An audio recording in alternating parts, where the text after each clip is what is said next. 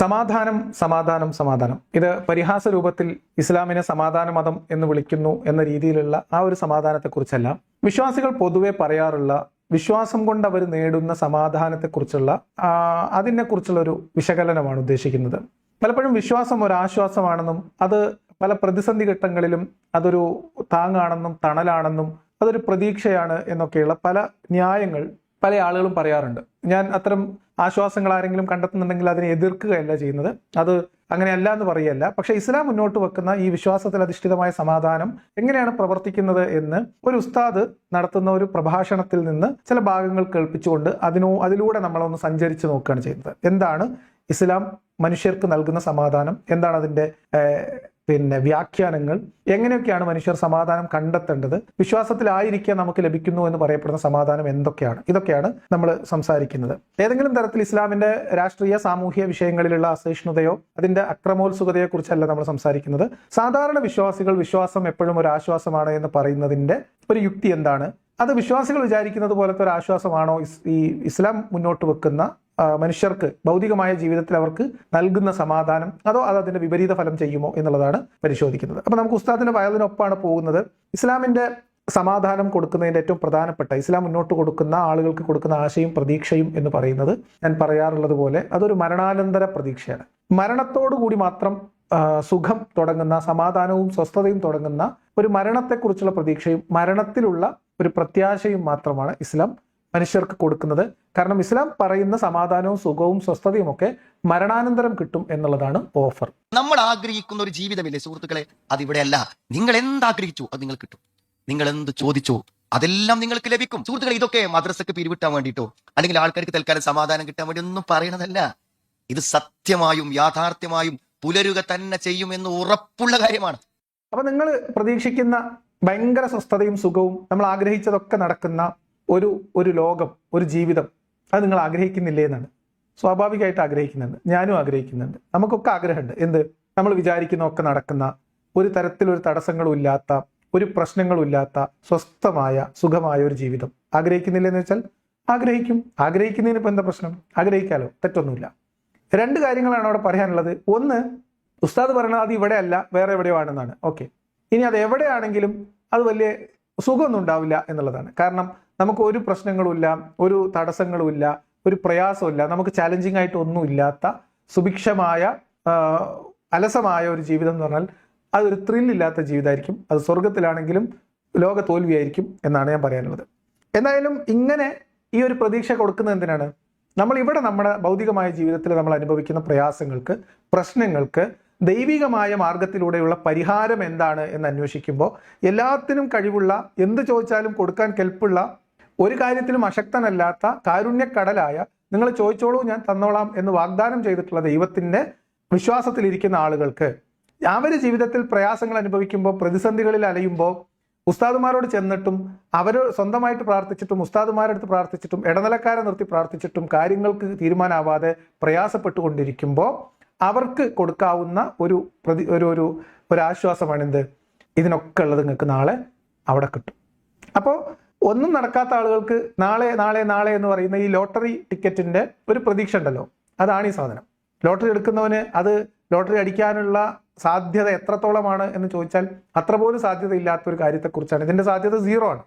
അപ്പൊ ഇങ്ങനെ ഒരു പ്രതീക്ഷ വെച്ചു കൊടുത്തുകൊണ്ട് ആളുകൾക്ക് വേദന സഹിക്കാനും പ്രയാസങ്ങൾ അത് ആസ്വാദകരമാക്കി തീർക്കാനുള്ള ഒരു ശ്രമം, അത് ഏതെങ്കിലും തരത്തിൽ ഇവരെ ആശ്വസിപ്പിക്കുക എന്ന ലക്ഷ്യത്തോടു കൂടിയല്ല, ദൈവത്തെ രക്ഷിക്കുക, ദൈവത്തിന്റെ വാഗ്ദത്തങ്ങൾക്ക് അതിനോട് ചേർന്ന് നിന്നുകൊണ്ട് അല്ലെങ്കിൽ അതിൽ വിശ്വസിച്ചുകൊണ്ട് ചോദിക്കുന്ന ചോദ്യങ്ങൾക്ക് മറുപടി പറയുക, വിശ്വാസികൾ, ലളിതമായിട്ട് പറഞ്ഞാൽ വിശ്വാസികളെ കബളിപ്പിക്കുക എന്നുള്ളതാണ് ഈ ആശ്വാസത്തിന്റെ വാഗ്ദാനത്തിന്റെ ലക്ഷ്യം. അപ്പൊ ഇടയ്ക്ക് എന്താന്ന് വിചാരിച്ചാൽ നമ്മുടെ മനസ്സിക്ക് ഈ ഒരു സ്വർഗവും നരകവും ഒരു പുതിയ മരണത്തിനപ്പുറത്തുള്ള ജീവിതവും മനസ്സിക്ക് ഇങ്ങോട്ട് വരുമ്പോൾ എന്താ നിങ്ങൾ തൽക്കാലം നമ്മൾ ഈ ലോകത്തിന്റെ വേദനകളും വിഷമങ്ങളും ബുദ്ധിമുട്ടുകളും ഒന്ന് കുറച്ചു നേരം മറക്കും. അതപ്പോൾ സംഭവിക്കണം. ഇപ്പൊ നിങ്ങൾ ഈ ക്ലാസ്സിൽ ഇങ്ങനെ ഇരുന്ന് സ്വർഗത്തിന്റെയും നരകത്തിന്റെയും ഒക്കെ വചനങ്ങൾ ഓതി കേൾക്കുമ്പോൾ ഇങ്ങനെ മനസ്സിൽ കൊണ്ടെടുക്കുന്ന കുറെ ചിന്തകളിൽ അത് കുറച്ചു നേരം ഒന്ന് ഇങ്ങനെ മാറി നിൽക്കും. അത് മാറി നിൽക്കുമ്പോൾ നമ്മുടെ മനസ്സിക്ക് ഒരു സമാധാനം വരാണ്ട്, ഒരു സുഖം വരാണ്ട്, ഒരു സന്തോഷം വരാണ്ട്. അപ്പൊ ഇത് ഉസ്താദ് ഇവിടെ പറയുന്നുണ്ട്. ഉസ്താദ് പക്ഷെ ചില ഘട്ടത്തിൽ പറയുന്നത് അതിനു വേണ്ടിയിട്ടേ അല്ല പറയുന്നത് എന്നൊക്കെയാണ്. എന്ത്? ഇത് മദ്രസയിൽ പിരിവ് കിട്ടാൻ വേണ്ടിയിട്ടല്ല എന്നൊക്കെ ഉസ്താദ് പറയുന്നുണ്ടെങ്കിൽ പോലും ഇവിടെ ഉസ്താദ് പറയുന്നത് ആളുകൾക്ക് ഇതൊക്കെ ഇങ്ങനെ പറഞ്ഞ് വിശ്വസിപ്പിച്ച് വെച്ച തലച്ചോറിന് മുകളിലേക്ക് ഒരു പ്രയാസം പ്രതിസന്ധി ഉണ്ടാകുമ്പോൾ ആശ്വസിപ്പിക്കാൻ വേണ്ടിയിട്ട് ഇങ്ങനെ പറയുമ്പോൾ അപ്പോൾ ചെറിയൊരു റിലീഫ് വരൂലേ? എന്ന് പറഞ്ഞാൽ നമ്മൾ ഒരു പ്രതിസന്ധിയിൽ നിന്ന്, ഒരു പ്രയാസത്തിൽ നിന്ന് മറികടക്കാൻ വേണ്ടി ഏതെങ്കിലുമൊക്കെ ഒരു ലഹരിയെ ആശ്രയിക്കുന്നതിന് ബദലായിട്ട് മതത്തെ ആശ്രയിക്കുന്നു എന്ന് വേണമെങ്കിൽ നമുക്ക് പറയാം. തൽക്കാലം ആ പ്രശ്നത്തിന്റെ യഥാർത്ഥ കാര്യത്തെ, കാരണത്തെ അതിൽ നിന്ന് ഓർമ്മ മാറ്റിവെക്കുക, അതിൽ നിന്ന് ചിന്തയെ മാറ്റിവെച്ചു തൽക്കാലം ഒരു ആശ്വാസം കണ്ടെത്താൻ ഉപയോഗിക്കുന്ന ഒരു റെമഡി ആയിട്ട് ഈ തരം ചിന്തകളെ പ്രയോജനപ്പെടുത്താറുണ്ട് എന്നാണ് ഉസ്താദ് പറയുന്നത്. അല്ലേ സുഹൃത്തുക്കളെ, തുടക്കം മുതൽ അവസാനം വരെ ഇതന്നെയല്ലേ പറയണത്? വിശുദ്ധ ഖുർആൻ ഇതന്നെയല്ലേ പറയണത്? അർ-റഹ്മാൻ റഹീം മാലികി യൗമിദ്ദീൻ. പോരെ, മാലികി യൗമിദ്ദീൻ, പ്രതിഫലം നൽകുന്ന നാളിന്റെ ഉടമസ്ഥൻ. പരലോകത്തെ ഓർമ്മപ്പെടുത്തിയിട്ടാണ് ഖുർആൻ ഇങ്ങനെ തുറക്കണ അധ്യായല്ലേ ഫാത്തിഹ, പ്രാരംഭം. അതന്നെ അവിടുന്ന് അങ്ങനെ വരുന്നത്. പിന്നെ കടന്നുപോയാൽ സ്വർഗ്ഗനരകങ്ങളെ കുറിച്ചും പരലോകത്തെ കുറിച്ചും ഇങ്ങനെ പറഞ്ഞു പോവന്നല്ലേ സുഹൃത്തുക്കളെ? അതെ, ഉസ്താദ് പറയുന്നത് ഖുർആൻ മുഴുവൻ തന്നെയല്ലേ? ശരിയാണ്, ഖുർആൻ മുഴുവൻ ഇത് മാത്രമാണുള്ളത്. എന്താണുള്ളത്? സ്വർഗം, നരകം. അനുസരിച്ചാൽ സ്വർഗം, ധിക്കരിച്ചാൽ നരകം. കീഴ്പ്പെട്ടാൽ സ്വർഗം, ചോദ്യം ചോദിച്ചാൽ അല്ലെങ്കിൽ ഏതെങ്കിലും തരത്തിൽ വിമർശിച്ചാൽ നരകം.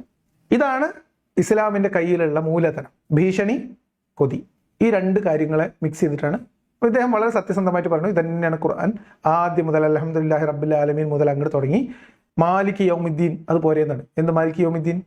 വിചാരണ നാളിന്റെ അധിപൻ അല്ലെങ്കിൽ അന്ത്യദിനത്തിന്റെ ഉടമസ്ഥൻ എന്നൊക്കെയാണ്. അപ്പോൾ ആ ഒരു പ്രതീക്ഷയിൽ അവിടെ നിങ്ങൾ വിജയിക്കണോ പരാജയപ്പെടണോ, അവിടെ നിങ്ങൾ സ്വർഗത്തിലാവണോ നരകത്തിലാവണോ എന്നതിന് ഇപ്പൊ നിങ്ങൾ ചോയ്സ് എടുക്കണം, ഇപ്പൊ നിങ്ങൾ തീരുമാനിക്കണം. ഈ ഒരു ലോട്ടറി എടുക്കലാണ് ഇസ്ലാം മതവുമായി ബന്ധപ്പെട്ട വിശ്വാസത്തിന്റെ അടിസ്ഥാനം.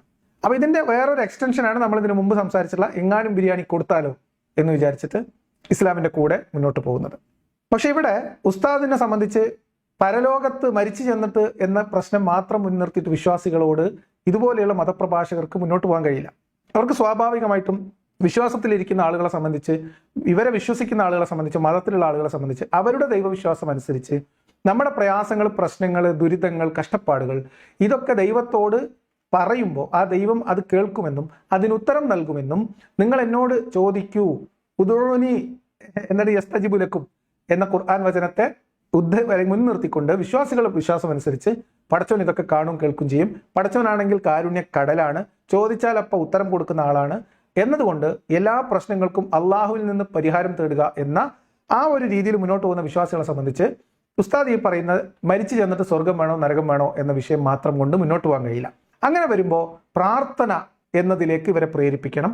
പ്രാർത്ഥിച്ചാൽ ഉത്തരം കിട്ടും എന്നിവരെ വിശ്വസിപ്പിക്കണം. ഇനി അടുത്ത ഘട്ടം അതാണ്. എന്ത് ചെയ്ത് ഒരിക്കൽ പറഞ്ഞത് വീണ്ടും വീണ്ടും ആവർത്തിച്ച് പറയണത്, അതിങ്ങനെ ഓതുമ്പോഴും കേൾക്കുമ്പോഴും ഒക്കെ വല്ലാത്തൊരു മനസ്സമാധാനവും മനസ്സന്തോഷവും നമുക്ക് ലഭിച്ചുകൊണ്ടിരിക്കും. അതാ ഞാൻ പറഞ്ഞത്, ചോദിക്കുകയും അറിയുകയും ചെയ്യേണ്ട ഒട്ടനവധി കാര്യങ്ങൾ ഇതൊരു വലിയ പരിഹാരമാണ്, ചെറിയ പരിഹാരമല്ല. പരലോകം എന്ന് പറഞ്ഞാൽ വല്ലാത്തൊരു പരിഹാരമാണ്. ജീവിതത്തിലെ 100,000 ചോദ്യങ്ങൾക്കുള്ള ശരിയായ ഉത്തരമാണ് യഥാർത്ഥത്തിൽ പരലോകം നമുക്ക് നൽകിക്കൊണ്ട്. ജീവിതത്തിലെ ചോദ്യങ്ങൾക്കും ജീവിതത്തിൽ നമ്മൾ അനുഭവിക്കുന്ന പ്രയാസങ്ങൾക്കും പ്രശ്നങ്ങൾക്കും ഉള്ള പരിഹാരമായിട്ട് പരലോകം മുന്നോട്ട് വെച്ചു കൊടുക്കുകയാണ്. ഇവിടെ ഉള്ളതൊക്കെ അതൊക്കെ ഉണ്ടാവും, അതിൽ നല്ലതുണ്ടാവും, ശരിയുണ്ടാവും, കഷ്ടപ്പാടുണ്ടാവും, ദുരിതം ഉണ്ടാവും. പക്ഷെ നിങ്ങൾക്ക് നാളെ വരാനിരിക്കുന്നത് ഒരു നല്ല കാലമാണ് എന്ന ഒരു ദിവാസം. ഏതുപോലെ നമ്മളെ തെരഞ്ഞെടുപ്പ് കാലത്ത് രാഷ്ട്രീയ പാർട്ടികൾ നൽകുന്ന വാഗ്ദാനം പോലെ അന്നും പറയാൻ പറ്റില്ല. കാരണം അവർ ഒരു തെരഞ്ഞെടുപ്പിൽ ജയിച്ച് അടുത്ത തെരഞ്ഞെടുപ്പ് ജയിക്കാനുള്ള അല്ലെങ്കിൽ ഇലക്ഷന് മുമ്പായിട്ട് എന്തെങ്കിലുമൊക്കെ ചെയ്തു എന്ന് വെച്ച് ഇതൊന്നും ഇല്ല, വെറുതെയുള്ള ഒരു പ്രതീക്ഷ. ഇവിടെ പ്രശ്നങ്ങൾ പ്രയാസങ്ങളും അനുഭവിക്കുമ്പോൾ ഇതൊക്കെ അള്ളാഹിന്റെ പരീക്ഷണമാണ്, ഇതൊക്കെ നിങ്ങൾ സഹിച്ചോളിയും ക്ഷമിച്ചോളിയും, ഇതിനുള്ളതൊക്കെ പടച്ചോ നാളെ നിങ്ങൾക്ക് തരും. ആ വിശ്വാസത്തിൽ വിശ്വാസികളെ അടിമപ്പെടുത്തി നിർത്തുക, അടക്കി നിർത്തുക. പക്ഷെ അതുകൊണ്ട് മാത്രം പരിഹാരം ആവില്ല.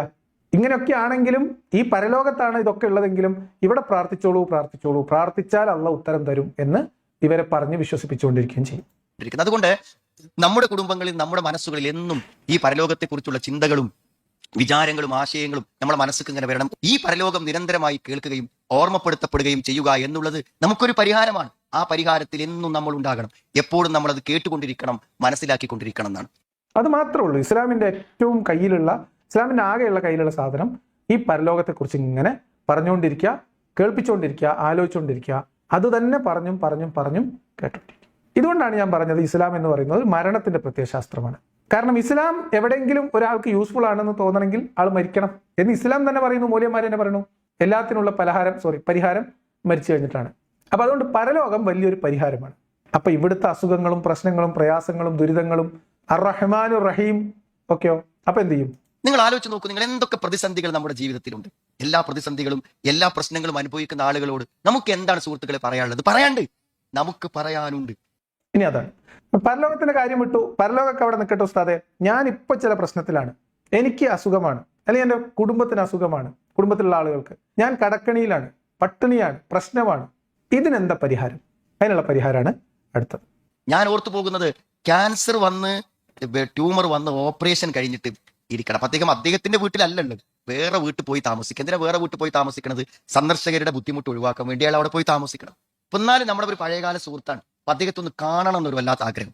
അങ്ങനെ അദ്ദേഹത്തിന്റെ ഒരു പെർമിഷൻ ഒക്കെ എടുത്ത് ബന്ധുക്കളൊക്കെ അനുമതി വാങ്ങി രോഗിക്ക് ബുദ്ധിമുട്ടുണ്ടാക്കാത്ത വിധത്തിൽ കാണാൻ വേണ്ടി ചെന്നു. അദ്ദേഹത്തിന്റെ പഴയ സുഹൃത്തിന്റെ ഒരു അനുഭവം അദ്ദേഹം പറയാണ്. അങ്ങനെ അനുവാദമൊക്കെ മേടിച്ചു, കാണാൻ വേണ്ടി ചെന്നു. അപ്പൊ കാണാൻ വേണ്ടി ചെന്നപ്പോൾ എന്താണ് നമ്മൾ ആലോചിക്കേണ്ടത്? വലിയ വലിയ ക്യാൻസർ ഹോസ്പിറ്റലുകൾക്ക് നൽകാൻ പറ്റാത്തത്, വലിയ വലിയ കീമോതെറാപ്പികൾക്ക് ചെയ്യാൻ പറ്റാത്തത്, സുഹൃത്തുക്കളെ എന്റെ നിങ്ങളെയും കയ്യിരിക്കുന്ന ഈ ഖുർആന് ചെയ്യാൻ പറ്റുമെന്ന് പറയാനാ പറഞ്ഞു. എന്തപ്പോ ഇതിലൊക്കെ ഉള്ളത് എന്ന് ആളുകൾ ചോദിക്കും. പരിഹാരങ്ങൾ അതിലുണ്ട്. ഞാൻ പറയാം, അന്ന് ചെന്നപ്പോൾ ഒരു അവസ്ഥ എന്താണ് നിങ്ങൾ? എന്റെ എല്ലാം അവസാനിച്ചു, ഇനി എനിക്ക് ജീവിതത്തിൽ ഒന്നുമില്ല എന്നുള്ളതിനൊക്കെയുള്ള സമ്പൂർണമായ നിരാശയുടെ ആ ഒരു അടയാളം അദ്ദേഹത്തിന്റെ കണ്ണുകളിലും മുഖത്തും എല്ലാം കാണാൻ പറ്റും. കുടിക്കാനുള്ള ആ ഗുളിക ഒരു കയ്യിൽ വെള്ളമെടുത്ത് അയാളുടെ വായിലേക്ക് വെച്ച് വെള്ളം ഒഴിച്ചു കൊടുക്കുന്നത് ഞാൻ ഇങ്ങനെ ഇരുന്ന് കാണണം. അപ്പോൾ പടച്ചോനെ എന്തൊരു മാരകമായ അവസ്ഥയാണെന്ന് ചിന്തിച്ചു. അപ്പൊ കയ്യിലിരിക്കുന്ന ഖുർആനിൽ എല്ലാത്തിനും പരിഹാരമുണ്ട് എന്ന് വിചാരിക്കുമ്പോൾ നിങ്ങൾ വിചാരിക്കും ക്യാൻസർ പോലെയുള്ള മാരകമായ അസുഖത്തിനുള്ള പരിഹാരം അതിലുണ്ടോ? ഇവർ അതിന് പരിഹാരം ഉണ്ടെന്ന് പറയും, അങ്ങനെ പ്രേരിപ്പിക്കും. ചികിത്സിക്കേണ്ടതില്ല, ഖുർആൻ ഉണ്ടെങ്കിൽ അതിലെല്ലാത്തിനും ഷിഫയുണ്ട് എന്ന ഖുർആനിന്റെ തന്നെ വചനത്തെ വിശ്വസിച്ചുകൊണ്ട് ഖുർആൻ കൊണ്ട് ചികിത്സിക്കുന്ന ആളുകൾ ലോകത്തുണ്ട്. ആ അർത്ഥത്തിൽ ചികിത്സയോട് വിമുഖത കാണിച്ച് അള്ളാഹുവിന്റെ രോഗശമനം പ്രതീക്ഷിച്ചുകൊണ്ട് ഇബാദത്തിലും പ്രാർത്ഥനകളിലുമായിട്ട് കൃത്യമായ ചികിത്സ, ശരിയായ രീതിയിലുള്ള ചികിത്സ സ്വീകരിക്കാതെ അകാലത്തിൽ മരണപ്പെട്ടു പോയി കുടുംബങ്ങൾ അനാഥമാക്കപ്പെട്ട വിശ്വാസികൾ നമുക്ക് ചുറ്റിലും ഒരുപക്ഷെ നമ്മുടെ കുടുംബങ്ങളിലൊക്കെ ഉണ്ടാവും. കൃത്യമായ വിശ്വാസമാണ് അവരെ നയിച്ചത്. ശരിയായ പ്രശ്നത്തിന് ശരിയായ പരിഹാരം തേടുന്നതിന് പകരം എല്ലാത്തിനുമുള്ള പരിഹാരം, എല്ലാത്തിനുമുള്ള ഒറ്റമൂലി എന്ന നിലയിൽ വിശ്വാസത്തെയും പ്രാർത്ഥനയെയും ഖുർആനിനെയും ഉപയോഗിച്ചുകൊണ്ടിരിക്കുന്നവർ. അപ്പൊ ഇദ്ദേഹം ചെല്ലുന്നു, അവിടെ ചികിത്സയിൽ ഉള്ള ഒരാളെ കാണാൻ പോകുന്നു. ആധുനികമായ വൈദ്യശാസ്ത്രത്തിന്റെ സഹായത്തോടു കൂടിയുള്ള ചികിത്സയായിരിക്കും നടന്നുകൊണ്ടിരിക്കുന്നത്. അതിനിടയിൽ അദ്ദേഹം രോഗിയെ സന്ദർശിക്കുന്നു.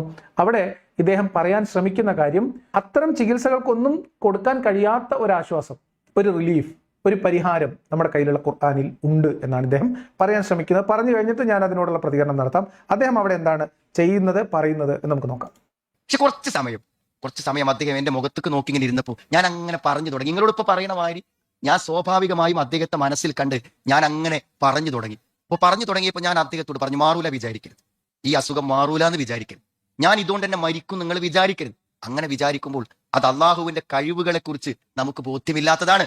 എന്നിട്ട് ഒരാൾക്ക് അസുഖമാണ്, ഇപ്പൊ ക്യാൻസർ എന്ന് പറയുന്ന അസുഖത്തെക്കുറിച്ചുള്ള ഭീതി, അതിനെക്കുറിച്ചുള്ള ആശങ്ക, ആ അസുഖം ബാധിച്ച ആളുകൾക്ക് വരുന്ന അതിൻ്റെ ഒരു മരണനിരക്ക്, ഇങ്ങനെ തുടങ്ങിയിട്ടുള്ള അതിൻ്റെ ഒരു കാഠിന്യം, വേദന, ഇതുമായി ബന്ധപ്പെട്ട അറിവുള്ള ആളുകളെ സംബന്ധിച്ച് ആ അസുഖം വലിയ പ്രശ്നങ്ങൾ ഉണ്ടാക്കുന്നുണ്ട്.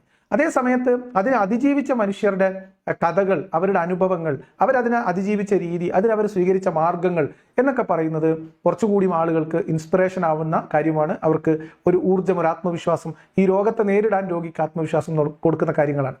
ഈ രീതിയിൽ ഉള്ള ഒരു ആത്മവിശ്വാസം എത്രയോ ആളുകൾക്ക് ഇത്തരം അസുഖങ്ങളൊക്കെ രോഗഭേദമായിട്ട് തിരിച്ചു വന്നിരിക്കുന്നു, ഇത് അത്ര കാര്യമാക്കാനൊന്നുമില്ല എന്ന് ഒരു രോഗിയോട് ആശ്വാസവാക്ക് പറയുന്ന, അദ്ദേഹത്തെ ഒന്ന് അവർക്ക് ഒരു കോൺഫിഡൻസ് കൊടുക്കുന്ന, അവർക്ക് ധൈര്യം കൊടുക്കുന്ന ആ വാക്കുകളെ, ഭൗതികമായ അദ്ദേഹത്തിന്റെ വാക്കുകളെ നമ്മൾ ബഹുമാനിച്ചുകൊണ്ട് ഞാൻ ചോദിക്കട്ടെ, അദ്ദേഹം ഇവിടെ പറഞ്ഞ ഈ രോഗം കൊണ്ട് തന്നെ ഞാൻ മരിക്കും എന്ന് നിങ്ങൾ വിചാരിച്ചാൽ, അല്ലെങ്കിൽ ഈ രോഗത്തെ അതിജീവിക്കാൻ കഴിയില്ല എന്ന് നിങ്ങൾ വിചാരിച്ചാൽ, അത് നിങ്ങൾക്ക് അള്ളാഹുവിന്റെ കഴിവിലുള്ള വിശ്വാസക്കുറവാണ് എന്ന് ഈ അവസ്ഥയിൽ കിടക്കുന്ന ഒരു രോഗിയോട് പറയുക എന്ന് പറയുന്നതിനേക്കാളും വലിയ വിഡ്ഢിത്തം എന്താണ്?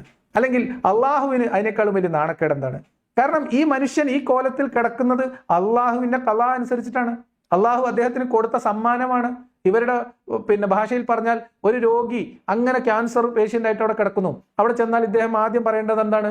അൽഹംദുലില്ലാഹ് എന്നല്ലേ ഉസ്താദെ പറയേണ്ടത്? കാരണം എന്താ? അള്ളാഹു എത്ര മാരകമായിട്ട് നിങ്ങളെ പരീക്ഷിക്കുന്നോ അത്രയും അള്ളാഹ് നിങ്ങളെ ഇഷ്ടമാണെന്നല്ലേ നൗഷാദ് ബാക്കവി പറഞ്ഞത്. ഒരു പെൺകുട്ടി മരിച്ച വീട്ടിൽ ചെന്നിട്ട് ആ പെൺകുട്ടിയുടെ ഉമ്മയോട് ഇയാൾ ചോദിച്ചു പോലും, എന്ത്, ഈ കുട്ടി മരിച്ചിട്ട് ഇപ്പം ഇത്രയും മണിക്കൂറായി, 12 മണിക്കൂറായി, 13 മണിക്കൂറായി, ഈ കുട്ടി മരിച്ചതിന്റെ പേരിൽ നിങ്ങൾ ഒരു അൽഹംദുലില്ലാ എന്ന് ഇതുവരെ പറഞ്ഞോ എന്ന് പെൺകുട്ടിയോട് ഉമ്മയോട് ചോദിച്ചു എന്ന് നൗഷാദ് ബാക്കവി പറഞ്ഞത് നമ്മൾ കേൾപ്പിച്ചിട്ടുണ്ട്.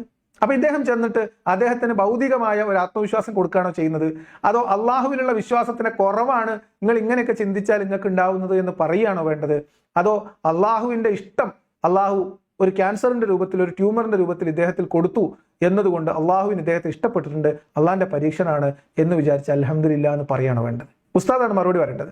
ഒരു രോഗിക്ക് ആത്മവിശ്വാസം കൊടുക്കുന്നത് നമുക്ക് മനസ്സിലാവും, നമുക്ക് എല്ലാവർക്കും മനസ്സിലാവും. അത് നമ്മൾ എടുത്തു, അത് നമ്മൾ മാറ്റി വെച്ചു, കുറച്ച് കഴിയുമ്പോൾ ആവശ്യം വരും.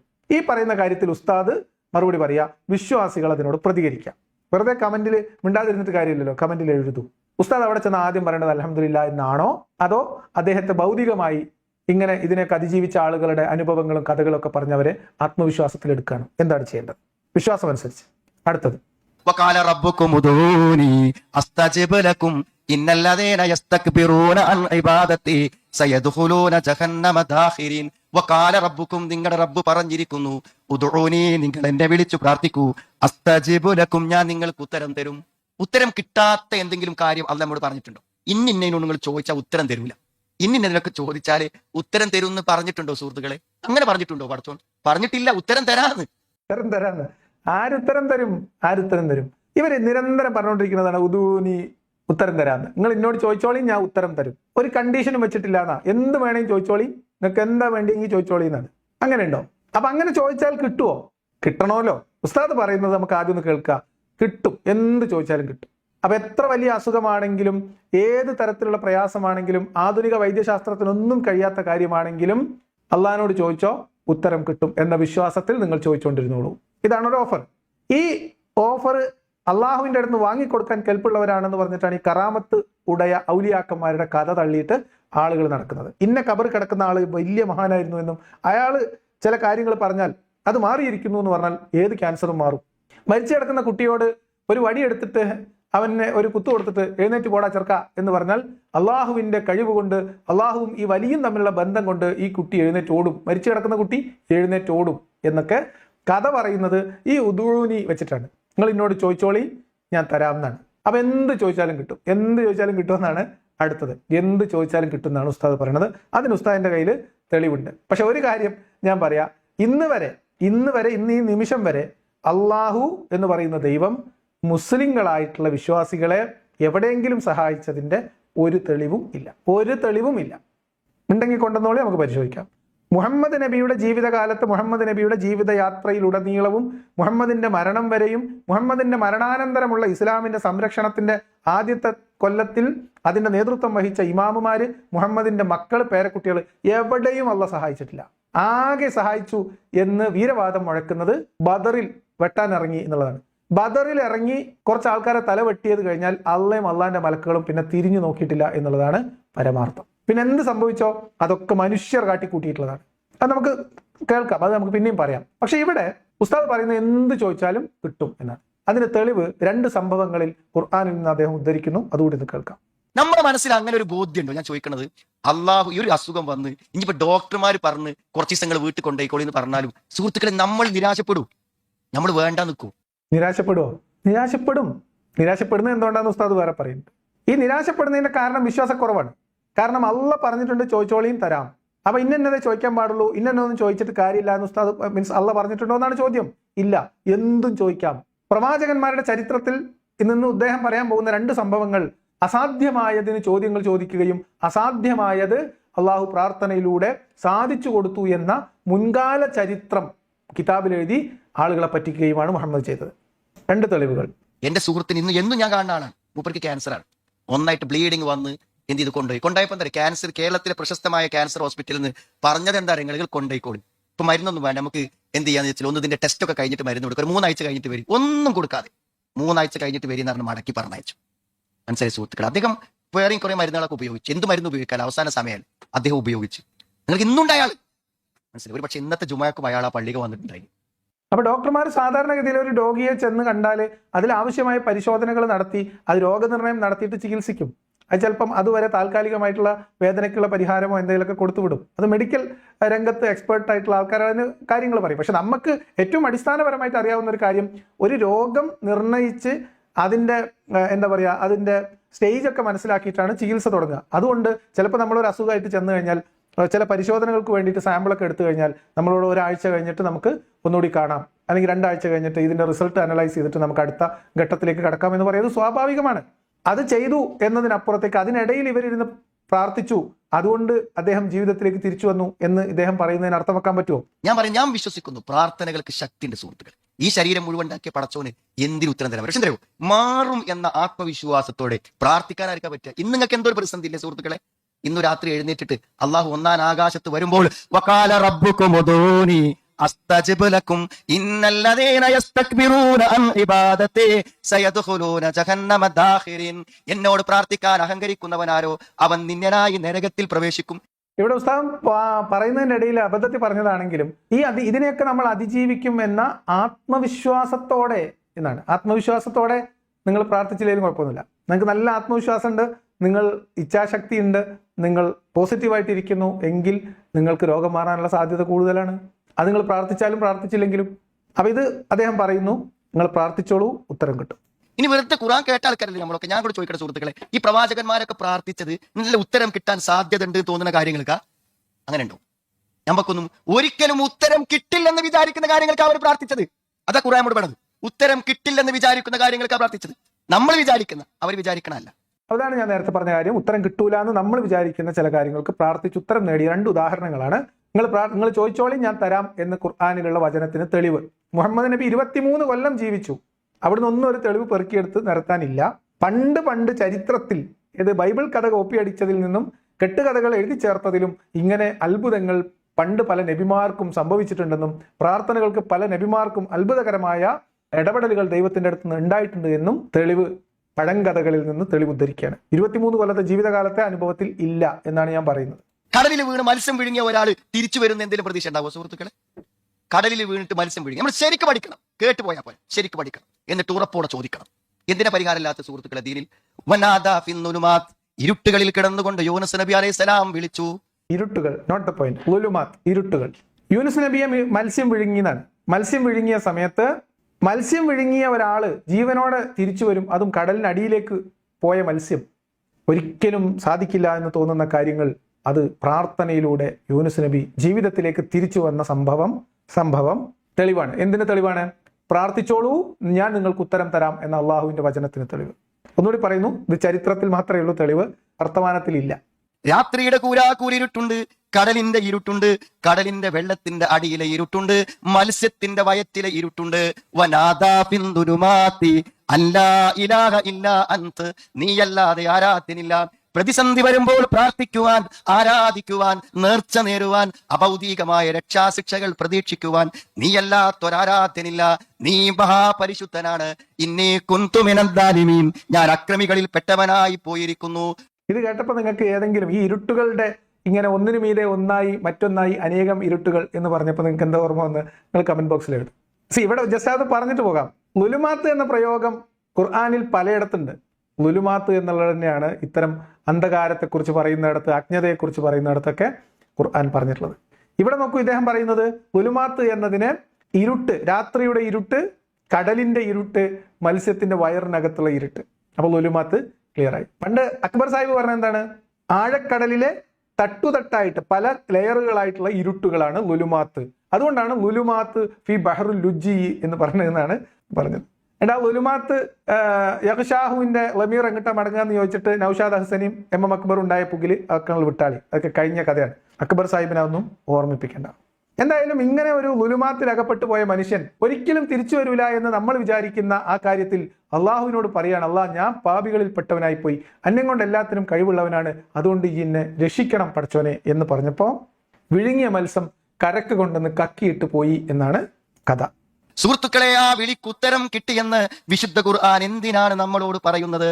ആ മത്സ്യം കരക്കെത്തിയെന്നും യൂനുസ് നബി അലൈഹിസ്സലാം പുറത്തെത്തിയെന്നും ജീവനോടുകൂടെ പിന്നെയും ജീവിച്ചുവെന്ന് എന്തിനാണ് നമുക്ക് പറഞ്ഞു തരുന്നത്? ഏത് പ്രതിസന്ധി ഘട്ടത്തിലും ചോദിച്ചാൽ ഉത്തരം തരാൻ ഈ പ്രപഞ്ചത്തിന്റെ നാഥനായി, അളവറ്റ ദയാപരനായി, ഈ പ്രപഞ്ചത്തിന്റെ സൃഷ്ടികർത്താവായി, എല്ലാറ്റിന്റെയും നിയന്താവായി, എല്ലാം അറിയുന്നവനായി, എല്ലാം നോക്കി നടത്തുന്നവനായി, എല്ലാ രോഗത്തിനും ശിഫ നൽകുന്നവനായി ഒരു പടച്ചവനുണ്ടെന്നറിയാൻ വേണ്ടിയാണ്. എന്താ കഥ? 23 കൊല്ലം അറബികൾക്കിടയിൽ ജീവിച്ച് പ്രബോധിത സമൂഹത്തിനിടയിൽ ജീവിച്ച് പ്രബോധനം നടത്തിക്കൊണ്ടിരിക്കുന്ന നബി അള്ളാഹു വിളിച്ചാൽ വിളിപ്പുറത്തുള്ള ആളാണെന്നും ചോദിച്ചാൽ അപ്പൊ ഉത്തരം കിട്ടുന്ന ആളാണെന്നും വിശ്വാസികളെ ബോധ്യപ്പെടുത്താൻ പറയുന്നത് പണ്ടേതോ പഴംപുരാണത്തിൽ നിന്നെടുത്ത ഒരു കഥ. ഇതാണ് ഞാൻ പറഞ്ഞത്. അള്ളാഹുവിൻ്റെ അടുത്ത് ചോദിച്ചാൽ ഉത്തരം കിട്ടും എന്ന് പറയുന്നതിന് നമ്മുടെ നാട്ടിലൊക്കെ സാധാരണ പറയുന്ന ഒരു ചൊല്ലാണ് എനിക്ക് ഓർമ്മ വരുന്നത്. പള്ളിക്കാട്ടിലേക്ക് സലാം പറഞ്ഞതുപോലെ ഇരിക്കും. ഉത്തരം കിട്ടില്ല. ആശ്വാസം കിട്ടുമോ എന്നുള്ളത് വേറെ കാര്യമാണ്. ഉത്തരം കിട്ടുമോ? കിട്ടില്ല. കിട്ടിയ ചരിത്രം ഉണ്ടോ? ഇല്ല. അപ്പൊ ഈ യൂനുസ് നബിയുടെ ചരിത്രം കെട്ടുകഥകളിൽ എന്തൊക്കെ എഴുതി വെക്കാം? ചന്ദ്രനെ പിളർത്തി മാറ്റി എന്ന് ഇവർ പറയും. തെളിവുണ്ടോ? ഇല്ല. അന്നത്തെ ആളുകൾ കണ്ടിട്ടുണ്ടോ? ഇല്ല. കാരണം മുഹമ്മദ് നബി ദൈവത്തിന്റെ അള്ളാഹുവിന്റെ ദൂതനാണ് എന്ന് അവർക്ക് തോന്നിയാൽ അവർക്കൊരു 50-50 ഉണ്ടെങ്കിൽ പോലും അവർ വിശ്വസിക്കുമായിരുന്നു. കാരണം ഇവരെഴുതി വെച്ച ഇസ്ലാമിന്റെ കാലത്ത് അല്ലെങ്കിൽ ഇസ്ലാമിന്റെ ചരിത്രത്തിൽ എഴുതി വെച്ച മക്ക ഖുറൈശികളും മുഹമ്മദും തമ്മിലുള്ള ഇടപാടുകളും ഇടപെടലുകളും അന്നത്തെ കാലത്തെ ചരിത്രവും നമ്മൾ പുസ്തകത്തിൽ നിന്ന് വായിച്ചാൽ നമുക്ക് മനസ്സിലാകും. മുഹമ്മദ് ദൈവത്തിൽ നിന്നുള്ള പ്രവാചകനാണ് എന്ന് അവർക്ക് ബോധ്യപ്പെടാത്തത് കൊണ്ട് വിശ്വസിക്കാതിരുന്നതാണ്. അവർ പല തരത്തിൽ മുഹമ്മദിന്റെ പ്രവാചകത്വം ഉറപ്പിക്കാൻ വേണ്ടിയിട്ടുള്ള പല പരിശ്രമങ്ങളും നടത്തിയതിന് ഇസ്ലാമിന്റെ ചരിത്രത്തിൽ തെളിവുണ്ട്. അത് ആവശ്യമെങ്കിൽ നമ്മൾ പിന്നെ അങ്ങനെ പരീക്ഷണം നടത്താൻ പോയതിന്റെ പേരിൽ കൊല ചെയ്യപ്പെട്ട ആളുകളും മുഹമ്മദ് പ്രതികാരം ചെയ്തതിന്റെ കഥകളൊക്കെ ഇസ്ലാമിലിട്ട്. അപ്പൊ ഈ കഥകളൊക്കെ പറയണത് എന്താണെന്ന് വെച്ചാൽ നിങ്ങൾ ചോദിച്ചാൽ ഉത്തരം കിട്ടും എന്ന് തെളിയിക്കാൻ വേണ്ടിയിട്ടാണ്. മുഹമ്മദ് നബിയുടെ കാലത്തൊന്നുമില്ല, യൂനുസ് നബിയുടെ കാലത്ത്. ഇനി ഒരു ഉദാഹരണം കൂടിയുണ്ട്. എപ്പോഴാ സുഹൃത്തുക്കളെ കുട്ടിനെ കിട്ടാൻ സക്കരിയ നബി പ്രാർത്ഥിച്ച? എപ്പോഴാ? ഇതൊക്കെ ഖുറാനിലില്ലേ? എപ്പോഴാ പ്രാർത്ഥിച്ചത്? കാല റബ്ബി ഇന്നി വഹനൽ അളുമു മിന്നി. വിവാഹം കഴിഞ്ഞതിന്റെ ആദ്യ നാളുകളിലല്ല, യുവത്വത്തിന്റെ തുടക്കത്തിലല്ല, മധ്യവയസ്കതയിലല്ല, തലയിൽ ഒരു രോമം പോലും നരക്കാൻ ബാക്കിയില്ലാത്ത സമയം, എല്ലുകളെല്ലാം ദുർബലമായി പൊട്ടിപ്പോകുന്ന വാർദ്ധക്യത്തിന്റെ ദശാസന്ധ്യയിൽ നിൽക്കുന്ന സമയം, ആകെ എനിക്ക് കഴിയുന്ന ഒരു കാര്യം റബ്ബേ, നിന്നോട് പ്രാർത്ഥിക്കുന്നതിൽ ഒരു നിരാശയും എനിക്കില്ല, ചോദിച്ചത് കിട്ടുമെന്ന ഉറപ്പ് എനിക്കുണ്ട്. അതെ, കല്യാണം കഴിഞ്ഞ് ഭാര്യയുമൊത്ത് ഒരുപാട് കാലം ജീവിച്ച ഒരാള് എഴുന്നേറ്റ് നിന്നാൽ എല്ല് മുറിയുന്ന തരത്തിലുള്ള വാർദ്ധക്യത്തിലെത്തിയപ്പോ ഒരു മോഹം, എനിക്കൊരു കുഞ്ഞിക്കാല് കാണണം. അപ്പോഴാണ് അള്ളഹാനോട് ചോദിക്കണത്, അല്ലാ ഇനിയും കൊണ്ട് ഇനി ആകെ ആവതുള്ളത് എന്നോട് ചോദിക്കാൻ മാത്രമാണ്, ബാക്കിയൊന്നുമില്ല. ഇല്ലേ, ഞാൻ ചോദിക്കുകയാണ്, ഈ ആവുന്ന കാലത്ത് എന്തായിരുന്നു, എവിടെ പോയി കിടക്കായിരുന്നു, എവിടെയായിരുന്നു ഉണ്ണി ഇത്ര കാലം എന്ന് ചോദിക്കണ്ടേ? അല്ലെങ്കിൽ പടച്ചോന് ഒരു ബോധം വേണ്ടേ? എന്റെ നബിയാണ്, ഇതിന്റെ അടുത്ത തലമുറ മുന്നോട്ട് പോകണം, അതുകൊണ്ട് ഒരു കുഞ്ഞിക്കാല് കൊടുത്തേക്കാം, അത് യൗവനത്തിൽ കൊടുത്തേക്കാം, അല്ലെങ്കിൽ ഒരു മധ്യവയസ്കനായിരിക്കുമ്പോൾ കൊടുക്കാം എന്നൊക്കെ വിചാരിക്കാതെ അള്ളയും ആ ചോദിക്കട്ടെ എന്ന് വിചാരിച്ചിരുന്നു. അവസാനം നബിക്ക് ബോധം വന്നത് പ്രബോധനമൊക്കെ കഴിഞ്ഞ് ഏകദേശം വാർദ്ധക്യത്തിന്റെ ഘട്ടത്തിലെത്തിയപ്പോഴാണ് നബിക്കൊരു ബോധോദയം. എന്ത്? എനിക്കൊരു കുഞ്ഞിക്കാലില്ലല്ലോ, എനിക്കും വേണം കുഞ്ഞിക്കാല്. അപ്പൊ അള്ളഹാനോട് ചോദിച്ചു, കുഞ്ഞിക്കാല് വേണം പഠിച്ചോനേന്ന്. പക്ഷെ വേറെ ഒരു പ്രശ്നമുണ്ട്. അള്ള കുഞ്ഞിക്കാല് കൊടുക്കാം എന്ന് വിചാരിച്ചാലും വേറെ ചില ചരിത്രകാരന്മാർ അല്ലെങ്കിൽ ചില മൂല്യന്മാർ വയലു പറയാം, ഗർഭാശയം പോലും ഇല്ലാതിരുന്ന ഒരു സ്ത്രീ ആയിരുന്നു ഈ പറയപ്പെടുന്ന പ്രവാചകന്റെ ഈ നബിയുടെ ഭാര്യ എന്നാണ്. അതുകൊണ്ട് എനിക്കൊരു അനന്തരാവകാശിയെ തരണം, എനിക്കൊരു കുഞ്ഞിനെ തരണം. യാ സക്കറിയ ഇന്നാനു ബശ്ശിറുക ബിഗുലാമിൻ ഇസ്മുഹു യഹ്യ ലൻ നജഅൽ ലഹു മിൻ ഖബ്ലു സമീയ. ഓ സക്കറിയ, യഹ്യ എന്ന ഇതുവരെ ആരും പേര് വിളിച്ചിട്ടില്ലാത്ത ഒരു പുത്രനെ നിനക്ക് നാം തരുന്നു. ചോദിക്കേണ്ട താമസം അള്ളാഹ് എടുത്ത് കുട്ടനെ കൊടുത്തു. പക്ഷെ എപ്പോഴാണ് ആ കുട്ടിയെ കിട്ടുന്നത്, ഏത് സാഹചര്യത്തിലാണ് നോക്കണം. ഖാല റബ്ബി അന്നാ യകൂനു ലി ഗുലാം. റബ്ബേ, എനിക്ക് എങ്ങനെ കുട്ടി ഉണ്ടാകും? സാധ്യതകളില്ലാത്ത സമയത്താണ് കുട്ടിയെ ചോദിച്ചത്. എന്റെ ഭാര്യ വന്ധ്യയാണല്ലോ, എനിക്ക് വാർദ്ധക്യം ബാധിച്ചിട്ടുണ്ട്. വൃദ്ധനായ എനിക്ക്, മച്ചിയായ ഭാര്യയ്ക്ക്, വന്ധ്യയായ ഭാര്യയ്ക്ക് എങ്ങനെ അവൾ ഗർഭിണിയാകും? പക്ഷെ എന്താ ചെയ്യാ, അള്ള എല്ലാത്തിനും കഴിവുള്ളവനായി പോയില്ലേ. നിങ്ങൾ ചോദിച്ചോളി, ഞാൻ തരാന്ന് പറഞ്ഞു പോയില്ലേ. അള്ള പറഞ്ഞു കുടുങ്ങിയതാണ്. അതുകൊണ്ട് ഗർഭപാത്രം ഇല്ലെങ്കിലും കുഴപ്പമില്ല, വന്ധ്യയാണെങ്കിലും കുഴപ്പമില്ല, എഴുന്നേറ്റ് നിൽക്കാൻ വയ്യാത്ത വാർദ്ധക്യത്തിലാണ് ഭർത്താവെങ്കിലും കുഴപ്പമില്ല, കുട്ടിനെ കൊടുക്കാം എന്നല്ല ഏറ്റു. അങ്ങനെ കുട്ടിയെ കൊടുത്തു എന്നാണ് കഥ. ഇതെന്തിനാ നമ്മളോട് പറയുന്നത്? എന്തിനാ സുഹൃത്തുക്കളെ പറഞ്ഞത്? എന്തെങ്കിലും ബുദ്ധിമുട്ടുണ്ടെങ്കിൽ അതിങ്ങനെ ആലോചിച്ച് ഉരുകി മനസ്സ് തെറ്റി പിന്നെ കഴുത്തിൽ പിന്നെ ചരട് കുടുക്കി നിരാശപ്പെടേണ്ട ഒരു ആവശ്യം വിശ്വാസിക്കില്ല. വിശ്വസിച്ചവനില്ല, വിശ്വാസിയാണെന്ന് പറഞ്ഞവനല്ല സുഹൃത്തുക്കളെ. അപ്പൊ ഇത്രയും അത്ഭുതങ്ങളൊക്കെ നടന്നു എന്ന് എവിടുന്നാ പറയണേ? ഇതൊക്കെ തെളിവ് എന്തിനാ പറയണ അറിയോ? ഉദൂനി എസ്തജിബുലക്കുന്ന, ഇനി അക്ഷരം അങ്ങോട്ട് 10 കിസറും മാറിയിട്ട് വരണ്ട, നിങ്ങൾ ചോദിച്ചോളി, ഞാൻ നിങ്ങൾക്ക് ഉത്തരം തരാം എന്ന് ഖുർആനിൽ പറഞ്ഞതിന്റെ തെളിവായിട്ടാണ് ഈ 2 സക്കരിയ നബിയുടെയും അതേപോലെ തന്നെ വേറൊരു പ്രവാചകന്റെയും കഥ പറയുന്നു. പഴങ്കഥകളിൽ നിന്ന് എടുത്തു പറയാം. എന്നാൽ ഈ ഖുർആൻ കൊടുത്ത നബീനെ കൊണ്ട് എന്തെങ്കിലും ഒരു ആവശ്യം പ്രാർത്ഥിച്ചിട്ട് ആ ശത്രുക്കളുടെയൊക്കെ മുമ്പിൽ നിങ്ങൾ ഇതാ ചോദിച്ചോളി ഉത്തരം തരാമെന്ന് പറഞ്ഞിട്ടുണ്ട്, നിങ്ങൾക്ക് ആർക്കെങ്കിലും സംശയമുണ്ടോ? ആ ഉണ്ട്, എന്നവരെയും കൂട്ടത്തോടെ നിൽക്കി നിങ്ങൾ എന്താ വേണ്ടേ ചോദിച്ചോളി എന്ന് പറയുകയും അതിനൊരു ഉത്തരം കൊടുക്കുകയും ചെയ്യുന്ന ഒരനുഭവം ഇസ്ലാമിന്റെ ചരിത്രത്തിൽ മുഹമ്മദിന്റെ ജീവിതകാലത്ത് ഇല്ല. മുഹമ്മദ് പറയാണ് നിങ്ങൾ ചോദിച്ചോളൂ ഉത്തരം തരാമെന്ന് അള്ളാഹ് ഖുർആനിലൂടെ പറഞ്ഞിട്ടുണ്ട് എന്ന്. തെളിവെന്താ? പണ്ട് കാലത്ത് ചരിത്രത്തിൽ ഇങ്ങനെ ചില സംഭവങ്ങൾ നടന്നിട്ടുണ്ട്. ഈ ഉറപ്പിന്റെ പുറത്താണ് നിങ്ങൾ പ്രാർത്ഥിക്കണം, വിശ്വാസം വേണം എന്ന് ഉസ്താദ് പറയും. പക്ഷെ ഈ പ്രാർത്ഥനക്ക് ഫലം കിട്ടണമെങ്കിൽ എന്ത് വേണം? നിങ്ങൾക്ക് ഇതിന് ഫലം ഉണ്ടാവും എന്നുള്ള ഒരു വിശ്വാസം വേണം. അള്ളാഹുവിന് വിശ്വാസം വേണം, അള്ളാഹുവിനെ അറിയണം, ആത്മാർത്ഥമായി ഹൃദയത്തിൽ തട്ടി അവനോട് ചോദിക്കണം. ഖുർആൻ ഇങ്ങനെ മറിച്ച് നോക്കി എന്തായാലും ഇല്ലാത്ത സുഹൃത്തുക്കളെ, എന്താ ചോദിക്കാനുള്ളത്? എല്ലാം ഉണ്ട്. മനസ്സിലുള്ള മുഴുവനും ആഗ്രഹങ്ങൾക്ക് പരിഹാരമുണ്ടാക്കാൻ ഒരു വരി ആയത്ത് മതി. അതിലില്ലാത്ത എന്തുണ്ടോ? റബ്ബനാ ആതിനാ ഫിദ്ദുനിയാ ഹസന വഫിൽ ആഖിറതി ഹസനതൻ വഖിനാ അദാബന്നാർ. റബ്ബേ, ഇഹലോകത്തു നന്മ തരണം, പരലോകത്തും നന്മ തരണം, നരകത്തിൽ നിന്ന് ഞങ്ങളെ കാത്തുരക്ഷിക്കണം. ഈ പ്രാർത്ഥനയുടെ പ്രത്യേകത എന്താണെന്ന് വെച്ചാൽ ഇത് ഒരു ക്യാപ്സ്യൂളാണ്, ഇതിനകത്ത് എല്ലാം ഉണ്ട്. ഈ ഒരൊറ്റ പ്രാർത്ഥന ഉണ്ട്, അതുണ്ടായാൽ മതി.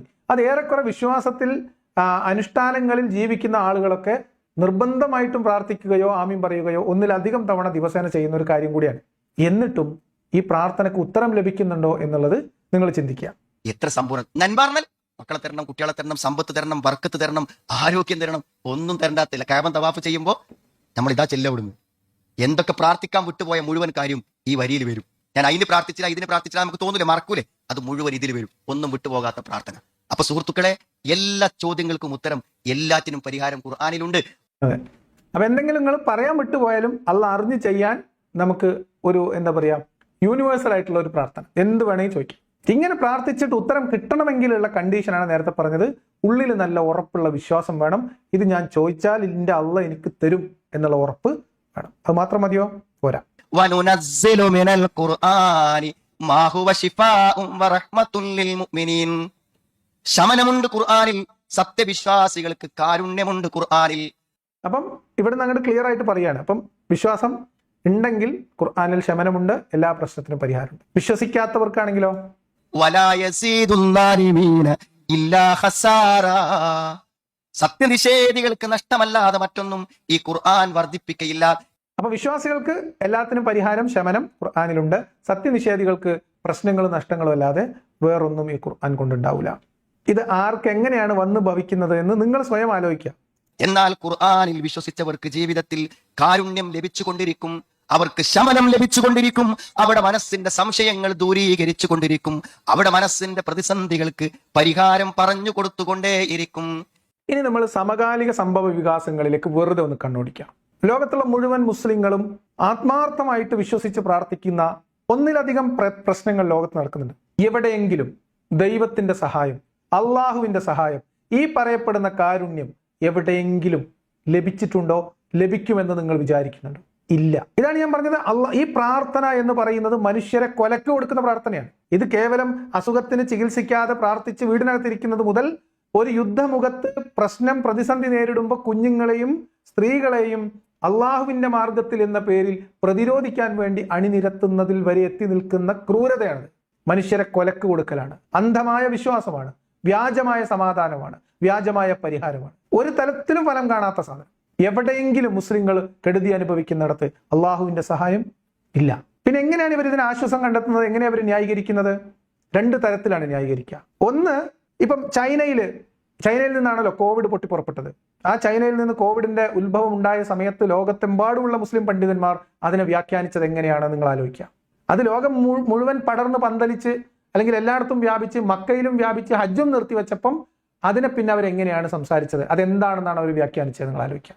നിങ്ങളിൽ പലർക്കും ഓർമ്മയുണ്ടാകും, അമേരിക്കയിലെ ചുഴലിക്കാറ്റുകൾ ഇങ്ങനെ പല കത്രീന അങ്ങനെയുള്ള പല പേരുകളിലും നമ്മൾ ചുഴലിക്കാറ്റുകൾ ഇങ്ങനെ കേട്ടുകേൾവിയുള്ള സമയത്ത് ന്യൂസുകളിൽ വരുന്ന സമയത്ത് ആഗോളതലത്തിൽ നടക്കുന്ന പ്രകൃതി പ്രതിഭാസങ്ങളെ, പ്രകൃതി ദുരന്തങ്ങളെ വരെ അള്ളാഹുവിന്റെ അദാബ് ഇസ്ലാമിന്റെ ശത്രുക്കൾക്ക് മേൽ അള്ളാഹു ഇറക്കി കൊടുക്കുന്നതാണ് എന്ന് വ്യാഖ്യാനിച്ചിരുന്ന, വയലു പറഞ്ഞിരുന്ന മൗലവിമാര് എന്ന് കരുതിയിരുന്ന വിശ്വാസികൾ നമുക്ക് ചുറ്റുമുണ്ട്.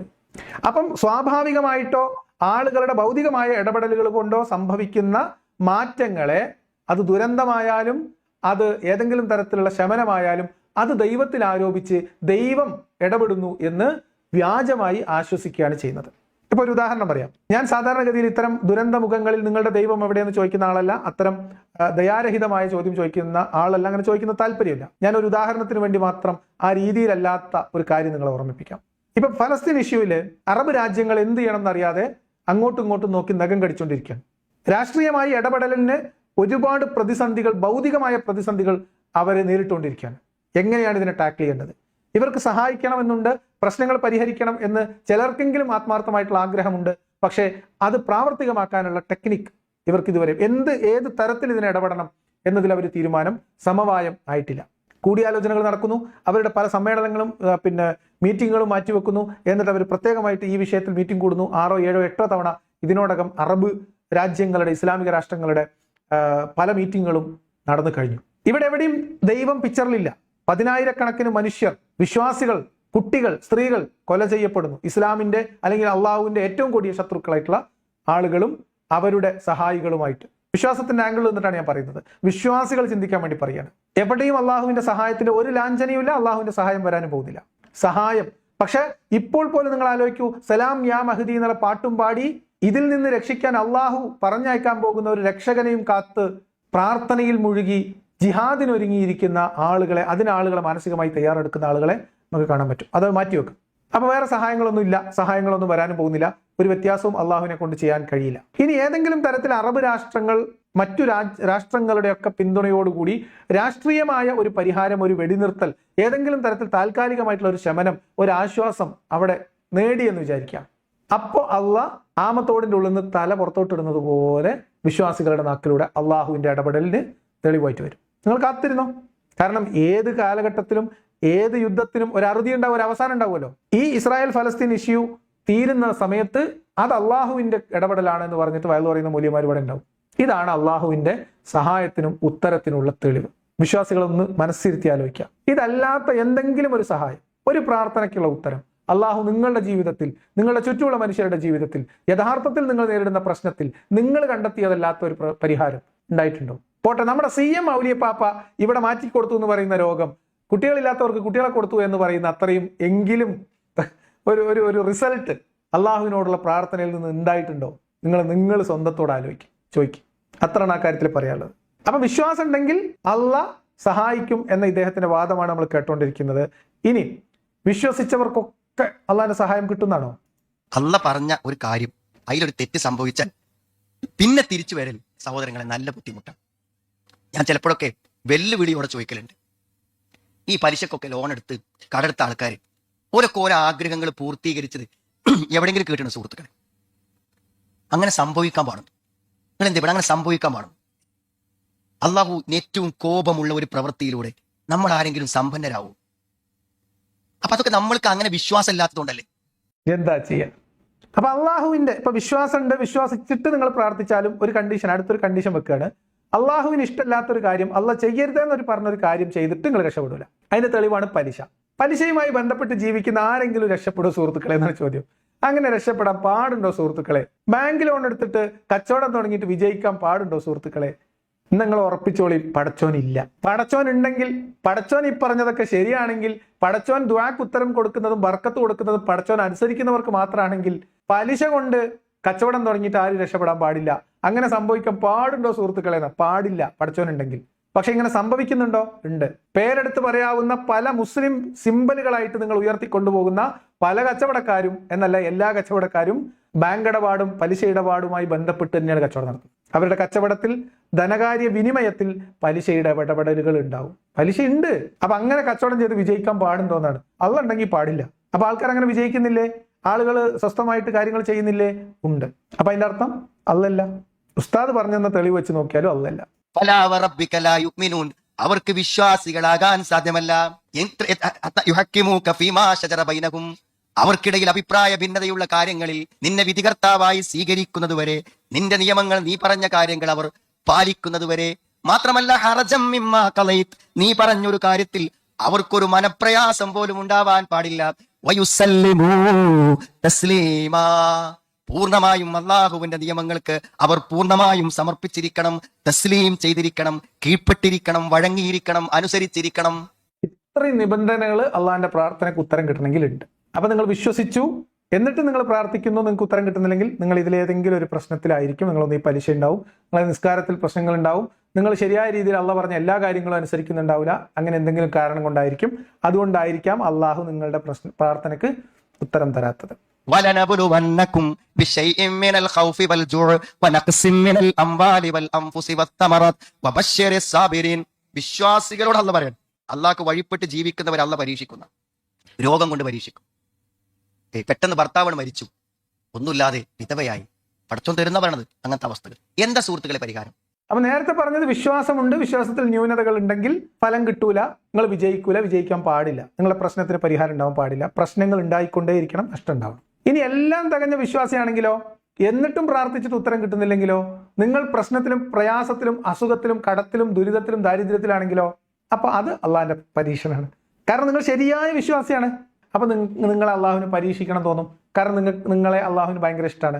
ഇഷ്ടമുള്ള ആൾക്കാരെ അള്ളാഹ് വീണ്ടും വീണ്ടും പരീക്ഷിച്ചുകൊണ്ടിരിക്കും. അപ്പൊ ഒരു ന്യൂനതയും ഇല്ലാതെ വിശ്വസിക്കുകയും പ്രാർത്ഥിക്കുകയും ചെയ്ത ആളുകൾക്ക് അവരുടെ പ്രാർത്ഥനയ്ക്ക് ഉത്തരം കിട്ടുന്നില്ലെങ്കിൽ അതിന്റെ കാരണം അള്ളാഹിന്റെ പരീക്ഷണമാണ്. എങ്ങനെയുണ്ട് സൂത്രം? മനുഷ്യനെ സംബന്ധിച്ചിടത്തോളം ഏറ്റവും വലുതാണ് അവന്റെ പ്രശ്നങ്ങൾ. എനിക്കും നിങ്ങൾക്കൊക്കെ പ്രശ്നങ്ങളുണ്ട്, എല്ലാ ദിവസവും പ്രശ്നങ്ങളുണ്ട്. ജോലിയിൽ പ്രശ്നങ്ങളുണ്ട്, ആരോഗ്യത്തിന്റെ പ്രശ്നമുണ്ട്, എന്തൊക്കെ പ്രശ്നമുണ്ട് സുഹൃത്തുക്കളെ. ഈ പ്രശ്നങ്ങൾക്കുള്ള പരിഹാരം എന്താ? ഈ പ്രശ്നമൊക്കെ തീർക്കലല്ല, ഒരിക്കലും തീർക്കാൻ പറ്റില്ല. പ്രശ്നങ്ങൾ തീർക്കാൻ പറ്റും നമുക്ക്? പ്രശ്നങ്ങളുണ്ട്, പ്രശ്നങ്ങൾക്ക് എന്താ പരിഹാരം? പ്രാർത്ഥന ആണ് പരിഹാരം. എന്നിട്ട് ഈ കണ്ടീഷൻസ് ഒക്കെ നമ്മൾ അപ്ലൈ ചെയ്യാം. വിശ്വസിക്കുന്നുണ്ട്, സൽക്കർമ്മം പ്രവർത്തിക്കുന്നുണ്ട്, പ്രാർത്ഥിക്കുന്നുണ്ട്, പക്ഷെ നിങ്ങൾക്ക് ജീവിതത്തിൽ ചില ന്യൂനതകൾ വരുന്നുണ്ടെങ്കിൽ, നിങ്ങൾക്ക് പ്രാർത്ഥനയ്ക്ക് ഉത്തരം കിട്ടുന്നില്ല, പ്രശ്നത്തിന് പരിഹാരമില്ല എങ്കിൽ നിങ്ങൾ എന്ത് ചെയ്യണം? ഇത് എന്റെ വിശ്വാസത്തിന്റെ പ്രശ്നം കൊണ്ടാണ് എന്ന് വിചാരിച്ച് സമാധാനിക്കണം. എന്നിട്ട് അത് കറക്റ്റ് ചെയ്യാൻ വേണ്ടി ശ്രമിക്കണം. നിങ്ങൾ എന്നിട്ട് ആ വിശ്വാസത്തിലുള്ള ന്യൂനതകളൊക്കെ പരിഹരിച്ചു, എല്ലാം കറക്റ്റാക്കി, ഹറാമൊന്നുമില്ല, അള്ളാഹിന്റെ എല്ലാ നിയമങ്ങളും അനുസരിച്ചു, സമ്പൂർണ്ണമായിട്ട് അള്ളാഹിന്റെ ദീനിന് കീഴ്പ്പെട്ടു, നിയമങ്ങൾ അനുസരിച്ചു, എന്നിട്ട് നിങ്ങൾ നിങ്ങളുടെ പ്രശ്നത്തിന് പരിഹാരത്തിന് വേണ്ടി പ്രാർത്ഥിച്ചു. പക്ഷെ നിങ്ങളുടെ അസുഖം കൂടി വരികയാണ്, നിങ്ങളുടെ കടം വർദ്ധിക്കുകയാണ്, നിങ്ങൾ ദുരിതത്തിൽ നിന്ന് ദുരിതത്തിലേക്ക് പോവാണ്. അപ്പൊ നിങ്ങൾ എന്ത് ചെയ്യണം? പ്രശ്നത്തിന് പരിഹാരം ഉണ്ടാവും? ഇല്ല.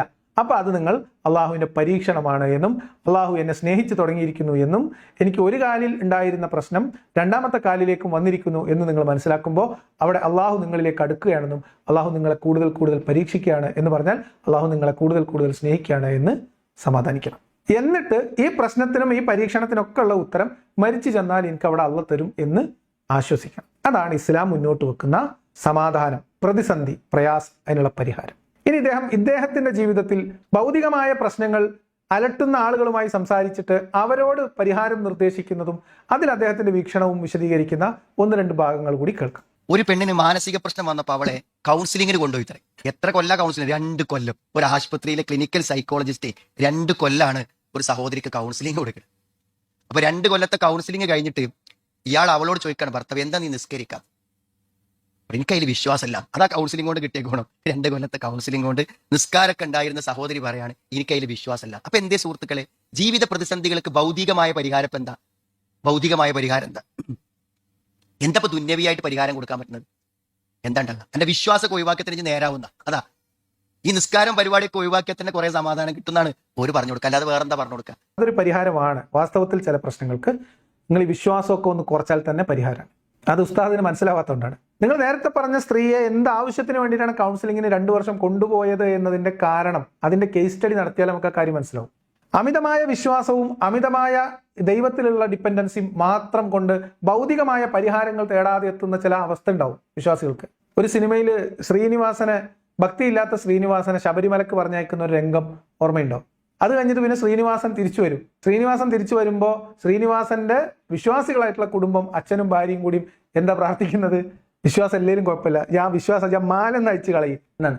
അപ്പൊ വിശ്വാസം ഒഴിവാക്കിയാൽ തന്നെ പ്രശ്നം പകുതി തീരുന്ന നിരവധി മനുഷ്യന്റെ മാനസിക പ്രശ്നങ്ങളുണ്ട്. ഭൗതികമായ പല പ്രശ്നങ്ങൾക്കും ഒരുപക്ഷെ വിശ്വാസം തടസ്സമായി നിൽക്കുന്ന പ്രശ്നങ്ങളുണ്ട്. ജീവൻ വരെ രക്ഷപ്പെടുത്താവുന്ന അവസരങ്ങൾ വിശ്വാസത്തിൽ നിന്ന് മോചിപ്പിക്കുന്നതിലൂടെ ഉണ്ടാവും. ആ ഒരു വ്യക്തിയുടെ ജീവൻ, ആ വ്യക്തിയുടെ കുടുംബത്തിലുള്ള മറ്റാളുകളുടെ ജീവൻ, ഒരുപക്ഷെ വേറെ അനേകം മനുഷ്യരുടെ ജീവൻ വരെ രക്ഷിക്കാൻ ഒരുപക്ഷെ വിശ്വാസത്തിൽ നിന്ന് മാറിയാൽ കഴിയും. പോസിബിലിറ്റി ഉണ്ട്. ഞാൻ പറയുന്ന അത്തരം സാഹചര്യങ്ങളുണ്ട്. അപ്പൊ ഏത് കാര്യത്തിനായിരുന്നു ഈ സ്ത്രീയെ കൗൺസിലിങ്ങിന് വേണ്ടി 2 വർഷം കൗൺസിൽ ചെയ്തത് എന്ന കാരണം കണ്ടെത്തിയാൽ മാത്രമാണ് വിശ്വാസം ഉപേക്ഷിക്കൂ, നിങ്ങൾ നിസ്കാരവത്തൊക്കെ നിർത്തിയാൽ തന്നെ നിങ്ങളെ പകുതി പ്രശ്നം തീരും എന്ന് ഡോക്ടർ പറഞ്ഞിട്ടുണ്ടെങ്കിൽ ആ പ്രശ്നം എന്താണെന്ന് അന്വേഷിച്ചാൽ മതി. വേറൊരു കാര്യം, ഈ പറഞ്ഞതുപോലെ ഇവരുടെ വിശ്വാസം നഷ്ടപ്പെട്ടു, ഇവർ ഓത്തു നിസ്കാരമൊക്കെ നിർത്തിയപ്പം ഭർത്താവ് ചോദിച്ചപ്പോൾ ഞാൻ നിസ്കരിക്കുന്നില്ല, എനിക്ക് വിശ്വാസമൊന്നുമില്ല എന്ന് പറഞ്ഞു എങ്കിൽ പോലും അവർ എന്താവശ്യത്തിനാണോ കൗൺസിലിങ്ങിന് കൊണ്ടുപോയിരുന്നത്, ആ പ്രശ്നം പരിഹരിക്കപ്പെട്ടിട്ടുണ്ടോ എന്നും പരിശോധിക്കാവുന്നതാണ്. അതിൽ നിന്ന് നമുക്ക് കാര്യങ്ങൾ മനസ്സിലാവും. അപ്പൊ ഈ രണ്ട് പശ്ചാത്തലം, സാഹചര്യം പരിശോധിച്ചാൽ ഈ കാര്യത്തിന് ഉത്തരം കിട്ടും. പല പ്രശ്നങ്ങൾക്കും വിശ്വാസം ഇല്ലാതാവുക എന്ന് പറയുന്നത്, അല്ലെങ്കിൽ വിശ്വാസത്തിന്റെ തീവ്രത കുറക്കുക എന്ന് പറയുന്നത് ഒരു സാധ്യത തന്നെയാണ്. അത് മരിച്ചു എന്നിട്ടുള്ള സാധ്യതയല്ല, പരിഹാരമല്ല, ഇവിടെയുള്ള പരിഹാരമാണ്. അതിൽ ഉസ്താദ് അസ്വസ്ഥപ്പെട്ടിട്ട് കാര്യമില്ല.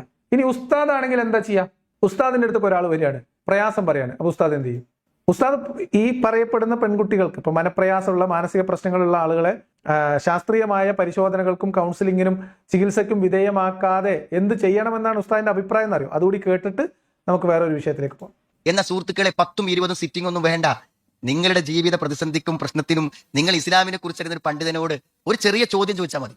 അയാൾ പറഞ്ഞ മറുപടി മരണം വരെ നിങ്ങളുടെ പ്രശ്നങ്ങൾക്ക് പറയും. അത് അള്ളാഹുവിന്റെ അടുക്കുന്നുള്ള മറുപടിയാണ്.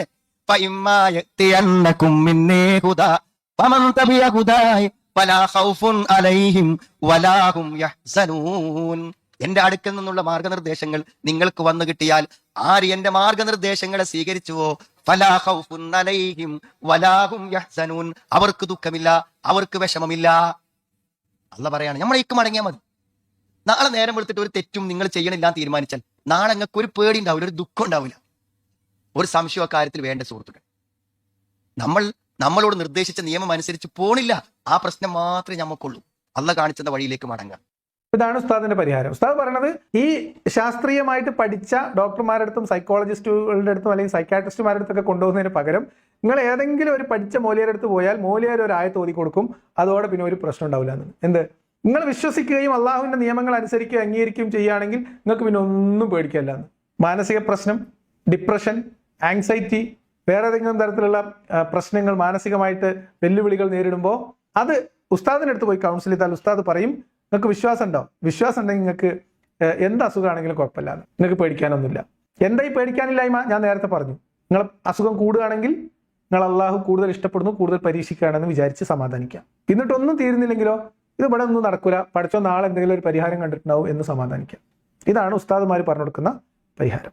ഇതൊക്കെ പറഞ്ഞ ഉസ്താദിന്റെ അടുത്ത് കൗൺസിലിങ്ങുമായി ബന്ധപ്പെട്ട് അല്ലെങ്കിൽ ഒരു വീട്ടിലെ പ്രശ്നവുമായി ബന്ധപ്പെട്ട് ഒരു ഉമ്മ പരാതി പറഞ്ഞപ്പോൾ, ഒരു വിഷമം പറഞ്ഞപ്പോൾ ഉസ്താദ് എങ്ങനെ ഇടപെട്ടത് നോക്കാം. ഉസ്താദ് ഈ പറയുന്ന പരിഹാരമാണ് എനിക്ക് നിങ്ങളോട് നിർദ്ദേശിക്കാനുള്ളത്.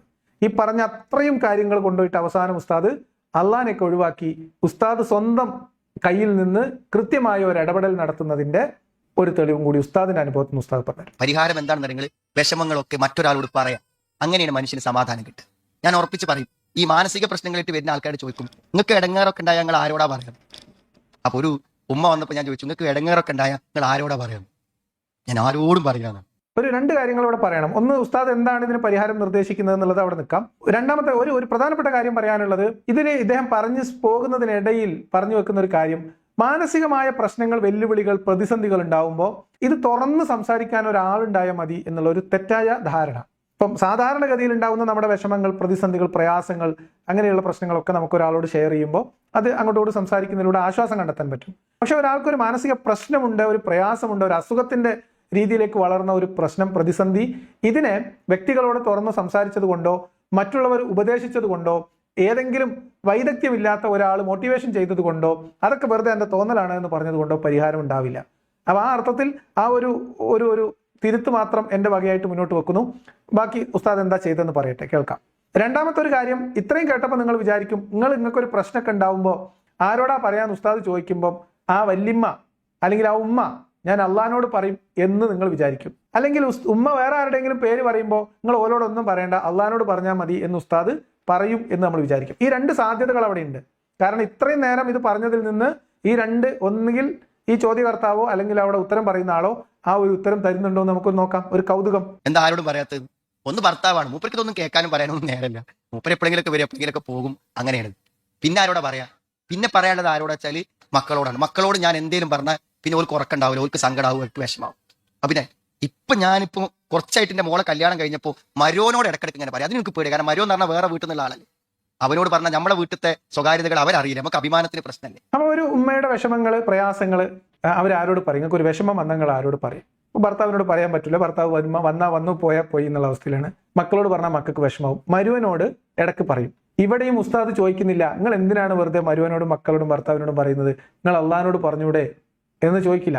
ഇദ്ദേഹം പറഞ്ഞത് മരുവനെ വിളിച്ചിട്ട് പറഞ്ഞു, സംഗതി നിങ്ങളെ ഉമ്മയാണ്, മഹറമാണല്ലോ, അമ്മായിമ്മയാണെങ്കിലും ഉമ്മാന്റെ സ്ഥാനമാണ്. അപ്പൊ അതുകൊണ്ട് ഉമ്മാക്ക് എന്താണോ വിഷമുള്ളത് അത് നിങ്ങളോട് പറയും, നിങ്ങൾ കാര്യാക്കണ്ട എന്ന് മരുമകനെ വിളിച്ച് ഉപദേശിച്ചു.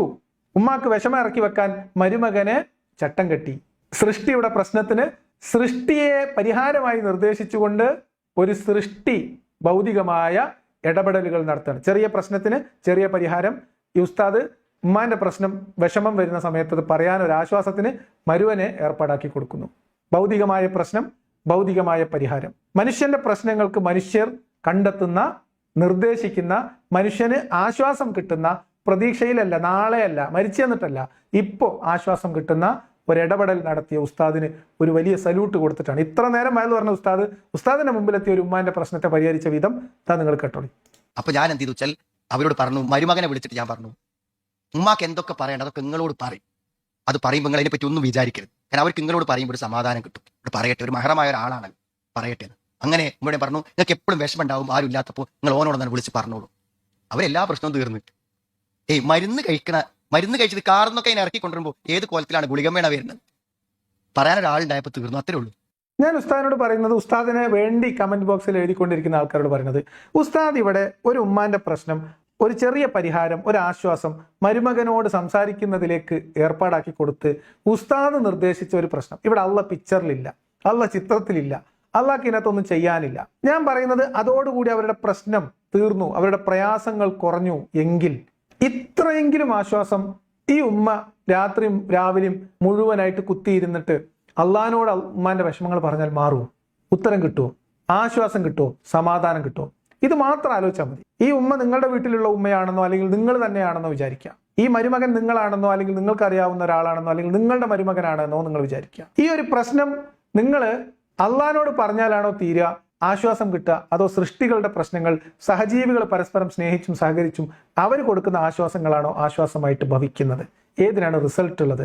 ഏതാണ് ഒറിജിനൽ സമാധാനം, ഏതാണ് വ്യാജമായ സമാധാനം എന്ന് നിങ്ങൾ വിശ്വാസികൾ ആലോചിച്ച് ഒരു തീരുമാനത്തിലെത്തുക. ഇതാണ് ഈ വിഷയത്തിൽ പറയാനുള്ളത്. പറഞ്ഞു വരുന്നത് ഇത്രയേ ഉള്ളൂ. മുഹമ്മദ് അല്ലെങ്കിൽ ഇസ്ലാമിൽ ഉള്ള ഈ പരലോകത്തെ ആശ്രയിച്ചിട്ടുള്ള ഈ സമാധാനവും പ്രതിഫലവും, പ്രാർത്ഥനയ്ക്കുള്ള ഉത്തരവും പരീക്ഷണവും ശിക്ഷയും ഒക്കെ മുഹമ്മദിന്റെ മുമ്പിൽ ലൈവായിട്ട് വരുന്ന പ്രശ്നങ്ങളെ ദൈവികമായിട്ട് പരിഹരിച്ചു കൊടുക്കുക എന്ന ആവശ്യം അതിനകത്ത് ഉൾച്ചേർന്നിട്ടുണ്ടാവും എന്നതുകൊണ്ട്, അത് മുഹമ്മദിന്റെ മേൽ ബാധ്യതയാകും എന്നുള്ളത് കൊണ്ട് അതിൽ നിന്ന് രക്ഷപ്പെടാൻ ഒരു തരത്തിലുള്ള ദൈവികമായ ഒരു ഇടപെടലില്ലാത്ത ഒരു മനുഷ്യൻ അദ്ദേഹം കണ്ടെത്തിയ കുതന്ത്രങ്ങൾ മാത്രമാണ് ഇസ്ലാമിന്റെ ഈ യുക്തികളെല്ലാം. എന്ത്? നിങ്ങൾ അള്ളഹാനോട് ചോദിച്ചോളി, വഴിപ്പെട്ടവർക്ക് സഹായം കിട്ടുമെന്ന് ആദ്യം പറയും. അപ്പൊ വഴിപ്പെട്ടവർ ചോദിക്കും, ഞങ്ങൾ വഴിപ്പെട്ടല്ലോ, സഹായം കിട്ടുന്നില്ലല്ലോ, സമാധാനം കിട്ടുന്നില്ലല്ലോ. അപ്പൊ നബി പറയും, നിങ്ങളെ പോരായ്മ ഉണ്ട്, മുനാഫിക്കുകളുണ്ട്, നിങ്ങൾ അമലിൽ പ്രശ്നമുണ്ട്. ഓക്കെ, അപ്പൊ അതുകൊണ്ടാണ് നിങ്ങളെ പ്രാർത്ഥനയ്ക്ക് ഉത്തരം കിട്ടാത്തത്. അതൊക്കെ ചെയ്തിട്ട് വന്നിട്ടും കിട്ടുന്നില്ലെങ്കിലോ എന്ന് ചോദിച്ചാൽ അത് നിങ്ങൾ അള്ളാഹ്ക്ക് ഭയങ്കര ഇഷ്ടമായിട്ട് അള്ളാഹ് പരീക്ഷിച്ചുകൊണ്ടിരിക്കുകയാണ്. നിങ്ങൾക്ക് ഇതൊന്നുമല്ല, നിങ്ങൾ ഇവിടെ അനുഭവിക്കുന്ന ഒന്നല്ല, നാളെ സ്വർഗത്തിലുണ്ട്. മുന്നിൽ വരുന്ന പ്രശ്നം പരിഹരിക്കാൻ കഴിയാത്ത ഒരാള് ഇദ്ദേഹം അവകാശപ്പെടുന്നത് പോലെ ഒരു ദൈവത്തിൽ ആരോപിക്കുകയും ദൈവം ഇന്നല്ലെങ്കിൽ നാളെ അതിന് പരിഹാരം കണ്ടെത്തും എന്ന് ഒരു വ്യാജമായ ഉറപ്പ് കൊടുക്കുകയും ചെയ്യുക എന്നതിനപ്പുറത്തേക്ക് ഇസ്ലാമിന്റെ പ്രാർത്ഥനയും ഇസ്ലാമിൽ പറയുന്ന പരിഹാരങ്ങളുമായിട്ട് വേറൊരു പരിഹാരം അതിനകത്തില്ല, വേറൊരു സമാധാനത്തില്ല. ഇസ്ലാം പറയുന്ന സമാധാനവും രക്ഷയും ഈ എല്ലാം ശിക്ഷയും എല്ലാം വ്യാജമാണ്. ഇസ്ലാം എന്ന് പറയുന്നതിന് വ്യാജമാണ്. ദൈവവിശ്വാസികളുടെ ഇടയിൽ നിന്ന് പരിശോധിച്ചാൽ പോലും ഇസ്ലാം വ്യാജമാണ് എന്നാണ് ഞാൻ അവസാനമായിട്ട് പറഞ്ഞു വെക്കുന്നത്. മറ്റൊരു വിഷയവുമായിട്ട് വീണ്ടും നമുക്ക് നാളെ